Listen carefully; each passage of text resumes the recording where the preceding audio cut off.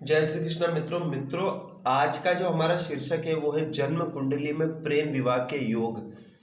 मित्रों, आप में से हर कोई जानना चाहता होगा, हर कोई, चाहे वो स्त्री हो, चाहे पुरुष हो, चाहे लड़की लड़का, कोई भी हो, चाहे कोई थोड़ा व्यक्ति हो, उम्र दराज व्यक्ति हो, माफ कीजिए, मतलब शादीशुदा भी होगा तो भी एक बार उसके मन में तो ये होगा कि यार कहीं मैं प्रेम विवाह अभी भी, माफ कीजिए, प्रेम अभी भी मेरे लिए अनुकूल है या नहीं है।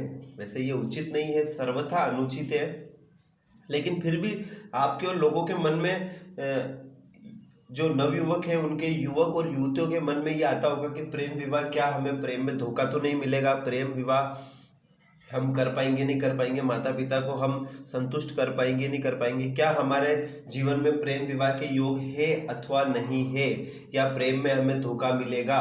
ये सब जानने के लिए मैं ये वीडियो लेके आया हूँ। मित्रों, मैं आपको बिल्कुल सरल शब्दों में बताऊंगा कि आपके जन्म कुंडली में प्रेम विवाह के योग है अथवा नहीं है।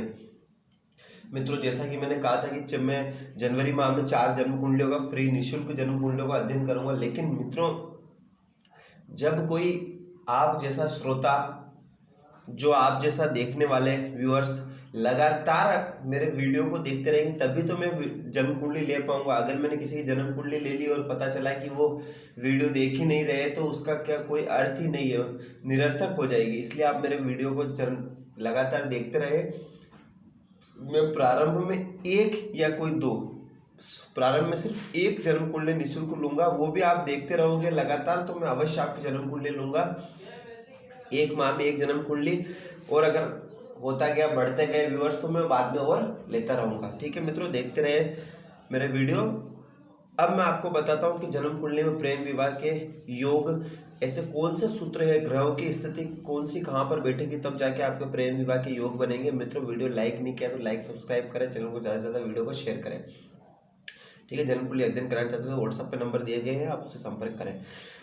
मित्रों, मैंने ये जन्म कुंडली बनाई है वो कर्क लग्न की बनाई है, 4 नंबर की। मित्रों, कर्क लग्न जो होता है सबसे भावनात्मक लग्न होता है, भावना प्रधान लग्न होता है। कर्क लग्न के व्यक्ति भावुक ज़्यादा होते हैं, भावनाओं में बहने वाले ज़्यादा होते हैं, किसी पे भी जब विश्वास करते हैं तो अत्यधिक विश्वास करने वाले होते हैं, आंख बंद करके विश्वास करने वाले होते हैं। और प्रेम का जो दूसरा नाम है वो भावना ही है। जब तक कोई किससे भावनात्मक रूप से नहीं जुड़ेगा तब तक हम उसे प्रेम की संज्ञा नहीं दे सकते। इसीलिए मैंने कर्क लग्न की कुंडली ली है। ठीक है मित्रों, आपकी अगर कर्क राशि है तो आप इस चीज को महसूस कर सकते हैं, इस चीज को आभास कर सकते हैं कि किस प्रकार आप भावनात्मक रूप से दूसरों से जुड़े हुए रहते हैं, किस प्रकार आप किसी पर विश्वास करते हैं तो कितना गहन और गहरा विश्वास करते हैं। ठीक है मित्रों, अब मैं आपको कुछ ऐसे सूत्र बताता हूं जिससे आपको लगेगा कि आपकी जन्म कुंडली में, कि आप जन्म कुंडली के अंदर आपका जो प्रेम है वो विवाह में परिणित हो पाएगा या प्रेम में आपको धोखा मिलने वाला है। मैं आपको बताता हूं, आप अपनी जन्म कुंडली में पता कीजिए। मित्रों, जन्म कुंडली में प्रेम विवाह देखने के लिए सर्वप्रथम जो देखा जाता है वो देखा जाता है पंचम भाव, क्योंकि पंचम भाव जो है वो होता है प्रेम का।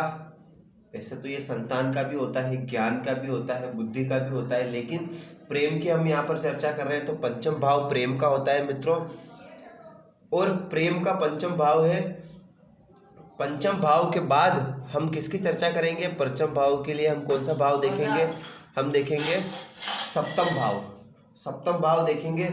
सप्तम भाव इसीलिए देखेंगे क्योंकि सप्तम भाव मित्रों, जब विवाह की परिणति आती है, प्रेम से विवाह की परिणति आती है, तो उसके लिए अब सप्तम भाव ही देखा जाता है। लड़कों के लिए पत्नी के लिए सप्तम भाव, पुरुषों के लिए और स्त्रियों के लिए, पति के लिए सप्तम भाव देखा जाता है।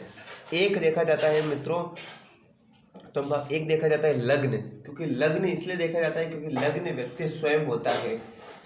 लग्न व्यक्ति स्वयं होता है। और मित्रों, प्रेम करेगा कौन? व्यक्ति स्वयं करेगा, तो लग्न व्यक्ति स्वयं होता है। और प्रेम विवाह में परिणित होगा किसका होगा? व्यक्ति का स्वयं का होगा। इसीलिए लग्न भी अवश्य देखा जाता है। ठीक है, और चतुर्थ भाव देखा जाता है। चतुर्थ भाव क्यों देखा जाता है मित्रों? क्योंकि चतुर्थ भाव व्यक्ति का सुखों का घर होता है, व्यक्ति का माता का घर होता है, व्यक्ति का अपना स्वयं का घर होता है। लेकिन मित्रों प्रेम में जब कलह होगा तो कहाँ होगा, अपने घर में ही होगा ना। इसीलिए चतुर्थ भाव भी देखा जाता है। कौन कौन से भाव देखे जाते हैं, पंचम भाव देखा जाता है, सप्तम भाव देखा जाता है, लग्न देखा जाता है और चतुर्थ भाव देखा जाता है। ये मैंने आपको 4 महत्वपूर्ण भाव बता दिए, और भी देखे जाते हैं पर महत्वपूर्ण 4 भाव मैंने आपको बता दिया। अब मैं आपको कुछ सूत्र बताने जा रहा हूँ मित्रों। अगर सबसे पहले मैं बता दूं, अगर पंचम भाव का स्वामी लग्न में जाकर बैठ जाए, तो मित्रों लग्न में अगर किसी का पंचम भाव का स्वामी जाकर बैठ जाता है तो मान कर रहिए कि वो व्यक्ति जो होता है वह अपने प्रेम को अपना मिशन बना लेता है, अपने प्रेम को अपना मिशन बना लेता है। बस वो जो प्रेम जहाँ करता है बस वो यही रहता है कि किस प्रकार मैं अपने प्रेम को पूर्ण अवस्था में ले जाऊं, अपना मिशन बना लेता है अपने प्रेम को। अगर उसके पंचम का स्वामी लग्न में विराजमान हो तो। अगर पंचम का स्वामी षष्टम में बैठ जाए, अष्टम में बैठ जाए, आप नोट कर लीजिए, ये सब मैं बातें जो बता रहा हूँ आप नोट कर लीजिए। पंचम का स्वामी अगर षष्टम में बैठ जाए, अष्टम में बैठ जाए, द्वादश में बैठ जाए या चतुर्थ भाव में बैठ जाए, तो नोट कर लीजिए, लिख कर ले लीजिए, ये मान कर चलिए कि आपको प्रेम में धोखा मिलने वाला है। 100% आपको प्रेम में धोखा मिलेगा ही मिलेगा। बहुत हद तक पूर्ण रूप से संभावना है कि आपको धोखा मिलेगा ही मिलेगा। अगर पंचम भाव का स्वामी सप्तम भाव में बैठ जाए तो ये मान के चलिए कि आप अपने प्रेम को विवाह में परिणित कर पाएंगे। वो भी किस अवस्था में, जब सप्तम भाव और पंचम भाव पर शुभ ग्रह की दृष्टि पड़ रही हो। अगर शुभ ग्रह की दृष्टि पड़ रही है और आपको पंचम सप्तम भाव में जाकर बैठ गया है तो ये मानकर चलिए कि आप अपने प्रेम को प्रेम विवाह में परिणित कर पाएंगे, अपने माता पिता को समझाकर उनको पक्ष में लेकर। ठीक है मित्रों। अगर पंचम भाव का स्वामी है वो जाकर के अगर मान लीजिए कि भाग्य भाव में बैठ जाए तो भी आप मान के चलिए कि आप अपने प्रेम को प्रेम विवाह में परिणित कर पाएंगे। ठीक है मित्रों। भाग्य भाव का स्वामी माफ कीजिए पंचम भाव का स्वामी दशम में बैठ जाए, एकादश में बैठ जाए, ठीक है, और अगर मान लीजिए कि द्वितीय भाव में बैठ जाए, तृतीय में बैठ जाए, तो भी आप मान करके चलिए कि आप अपने प्रेम को प्रेम विवाह में बहुत हद तक परिणित कर लेंगे। ठीक है मित्रों, ये चीज मैंने बता दी। अब मैं आपको कुछ चीजें बताया था, मैंने बताई थी आपको, अगर के छठे, आठवें, 12वें और चतुर्थ इन भावों में बैठ जाए तो प्रेम विवाह में धोखा मिलने के प्रबल चांस है। अगर पंचम भाव पर शनि, राहु, केतु अथवा सूर्य की भी अगर दृष्टि पड़ रही है, बहुत हद तक मंगल की भी, तब भी कहीं न कहीं ये आपके प्रेम में धोखा देने का कार्य ही करेंगे, क्योंकि सूर्य, शनि, राहु, केतु ये सब विच्छेदात्मक ग्रह है। ये उस भाव में दृष्टि डालकर विच्छेद उत्पन्न कर देंगे। किससे? आपके प्रेम से विच्छेद ये उत्पन्न कर देंगे। अगर मान लीजिए कि पंचमेश यानी पंचम का जो स्वामी है उस पर भी शनि, राहु, केतु इनकी अगर दृष्टि पड़ रही है, तब भी वह आपके विच्छेद उत्पन्न कर देंगे, प्रेम में विच्छेद उत्पन्न कर देंगे। ये आप देख लीजिए कि पंचमेश पर कहीं शनि, राहु, केतु या सूर्य अथवा मंगल, कुछ हद तक मंगल की भी अगर दृष्टि है, तब भी ये आपके विवाह में प्रेम विवाह में विच्छेद उत्पन्न करेंगे। तो आपको क्या देखना है, पंचम भाव पर कहीं पापग्रह की दृष्टि तो नहीं, पंचमेश पर कहीं पापग्रह की दृष्टि तो नहीं, और प्रेम का जो कारक है शुक्र को भी बहुत अधिक देखना जरूरी है। शुक्र किसके साथ बैठा है, शुक्र कहाँ बैठा है मित्रों। अगर शुक्र की युति मंगल के साथ हो तो शुक्र क्या प्रेम का कारक है, भोग विलासिता का कारक है।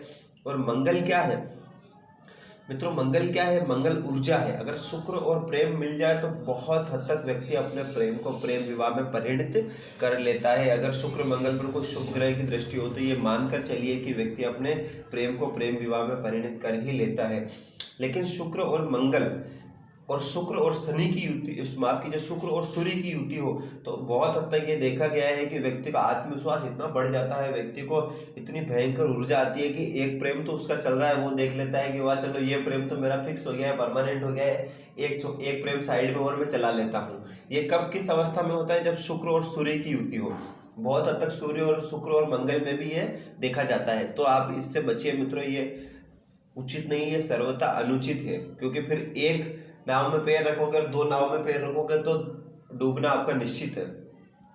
ठीक है मित्रों, तो ये आप देखिए अगर शुक्र और शनि की युति है आपकी जन्म कुंडली में है तो ये मान के चलिए कि आपको अंतरजातीय विवाह होने की आपकी संभावना रहेगी, क्योंकि प्रेम तो जाति देख के होता नहीं, प्रेम तो कभी भी किसी से भी हो सकता है, लेकिन शुक्र और शनि की युति है तो आपकी अंतरजातीय विवाह की रहेगी। अगर उसमें मान लो किसी शुभ ग्रह की दृष्टि पड़ गई तब तो 100% अंतर्जातीय विवाह होगा ही होगा आपका, लेकिन अगर मान लो किसी पापा ग्रह की दृष्टि पड़ गई है तो उसमें भी वो विवाह प्रेम परिणित विवाह में परिणित नहीं हो पाएगा। अगर मान लीजिए शुक्र और गुरु की युति है और क्या बोलते हैं पंचम आपका पंचम में मान लीजिए सप्तम बैठ गया या भाग्य में बैठ गया, लग्न में बैठ गया, द्वितीय तृतीय या ऐसे दसम एकादश किसी में बैठ गया, अच्छी जगह बैठ गया और मान लो शुक्र और गुरु की युति है तो उस परिस्थिति में व्यक्ति क्या करता है कि अपने प्रेम को विवाह में परिणित करने के लिए भी हर चीज को नाप तोल कर देखता है, सोच समझ कर देखता है कि यार मैं जो ये कर रहा हूँ कोई गलत तो नहीं है, ये कोई लोग गलत तो नहीं कहेंगे, मैं ये सब सोच तो अपना दिमाग का पूरा उपयोग लगाता है प्रेम में, क्योंकि गुरु बुद्धि